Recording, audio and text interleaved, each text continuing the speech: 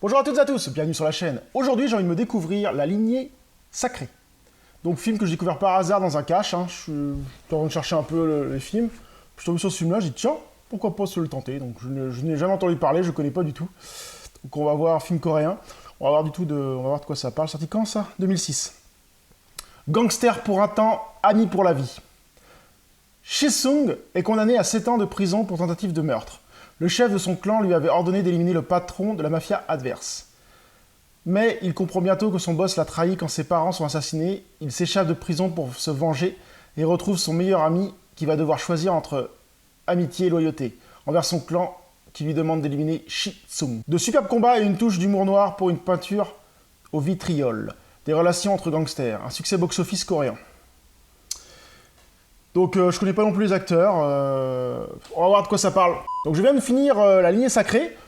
Bon, c'est pas un film exceptionnel, c'est pas un mauvais film, c'est un film dans la moyenne en fait. Donc je scinderai ce film en deux parties. La première partie qui est beaucoup plus sérieuse, ça j'ai pas du tout compris d'ailleurs. On s'attache au personnage, ils sont en prison, il y a toute une partie très intéressante. Et puis à un moment, il se passe un truc avec un avion, on ne pas trop dans les détails, qui est complètement loufoque. Et à partir de là, je trouve que le film passe sur un côté un peu humoristique qui m'a vachement dérangé en fait. Et ça va au milieu du film, vers presque une heure, il dure 2 heures ce film, donc presque une heure. Et j'ai trouvé ça un peu con.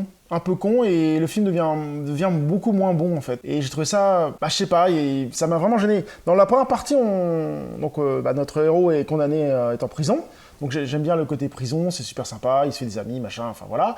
Et il y a toute une montée en pression pour justement qu'il se venge par rapport à l'histoire de son boss. Et donc on attend cette puissance, on attend cette pression, là, on se dit oh, ça va être incroyable et tout. On se demande comment il va sortir de la prison.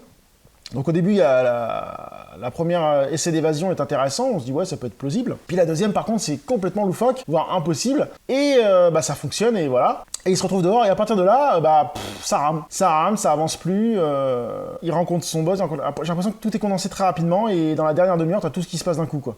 Et je trouve ça vraiment dommage. Je pense que la phase de prison était un peu trop longue pour moi. Et ils auraient pu faire des combats un peu plus intéressants sur la fin.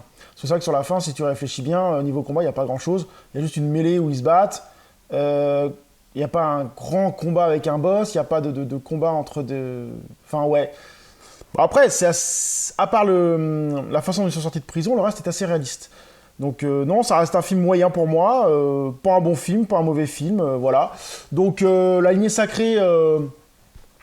Regardez-le si vous le trouvez à pas cher, j'ai dû trouver ça à 1 euro à cash, donc oui, là ça vaut le coup.